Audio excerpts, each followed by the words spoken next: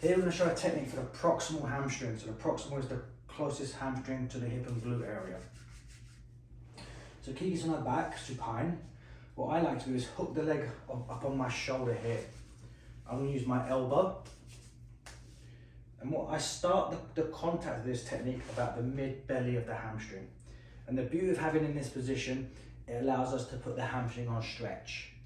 Normally when we work the hamstring, most of the time the client's just face down. So the hamstring is very much in a resting position. So here we're going to put the hamstring on a stretch as we work. So I start with my arm like so, my little fingers towards Kiki's head, and I apply pressure towards Kiki's elbow actually. So the pressure is going this way. And I apply pressure, and I sit into her slightly, and I'm just dragging downward towards the ischium or the ischial tuberosity, and I just slide. See how my arm's turning here? This creates what we call a fascial hook. So this is why we don't want to use too much cream, too much oil. Feels okay? Then we can come out, restart. I use this hand also as a bit of support, because sometimes if I'm here and I don't support her leg, it feels like she's helping me, so she's not really relaxing. So in this case, I'm just grabbing the shin, I'm just bracing. I lean in. And of course you have to ensure that the client here has decent hip flexion. If they don't have decent hip flexion above sort of like 120, this might not be the technique for you. So I'm just sliding slowly here. This is a great way to generate a lot of power, a lot of strength without much effort. So now I felt like Kiki's legs were secure. So now I apply this hand, I help apply a bit of pressure here.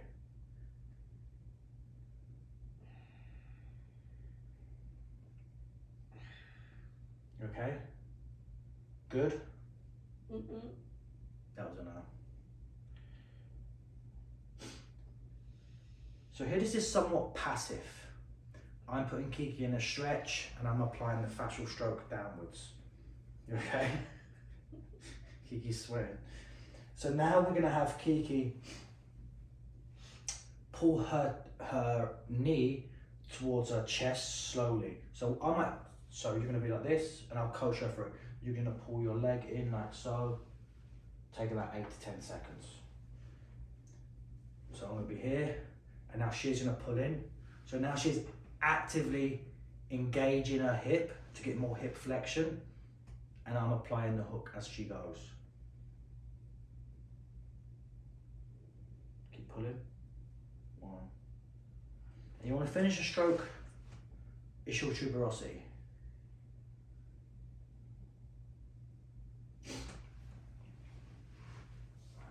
So I'm going to put the leg on the outside of my shoulder, and I'm going to go for more of the inner or the medial part of the hamstring. So you can be here. So now I'm going to go down.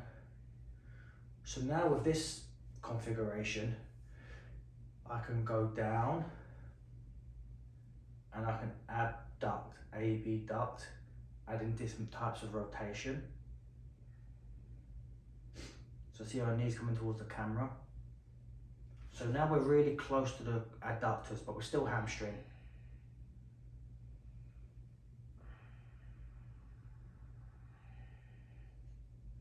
We can just as easily do the lateral part of the hamstring. I just have to take a slightly different position. The only issue with, I'll show you first. The only issue with this technique, when we're pushing down this way, with abduction, clients will complain of hip impingement. If I really push her here, they tend to get a pinch in here. That's why I like it more. This is called what we call an open pack position. So I can work the lateral hamstrings here.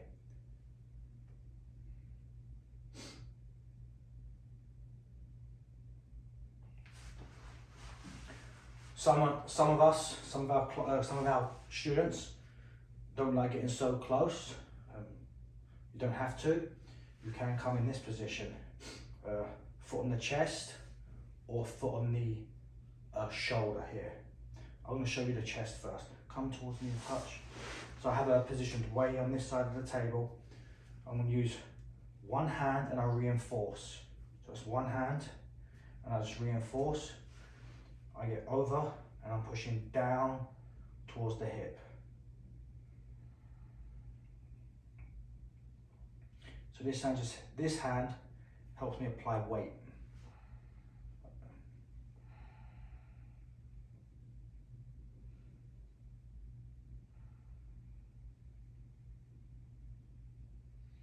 We want to finish right on the ischial tuberosity.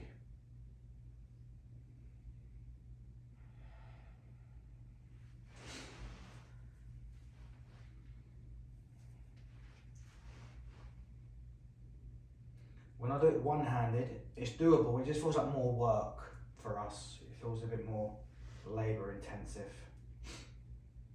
If you're being super lazy and you're working with big people, okay, have them hold their own knee, like so. And so take a deep breath in, breathe out and slowly pull your hamstring, pull your knee in, and I'll come over here. This table's a little high for this technique actually for me. So this is great if you're working with your athletic populations. They'll really appreciate this deep work on the hamstrings. So a couple of different options for you. It's not a one size fits all. I know some of us are 6 foot, some of us 5 foot, in between. Working with big people, small people, stiff people, old people, young people. But get used to when you're working with clients, don't be afraid to have them participate in the therapy, even if it's just here and you can have a conversation, hey, how are you doing? And put them in these different positions. Massage doesn't always have to be completely passive and only prone and supine. We can move them around and work them. But you have to pick your clients, right? Not everyone wants that, but I think most clients actually do want that. So don't be afraid to put your clients in positions and ask them to help. So grab your leg, Kiki, and pull it towards your chest and have them help, have them assist, especially the athletic guys and girls. They'll have no qualms doing this stuff. If you work in a spa and it's real deep, relaxing massage, maybe not. So it's supine, proximal hamstring release.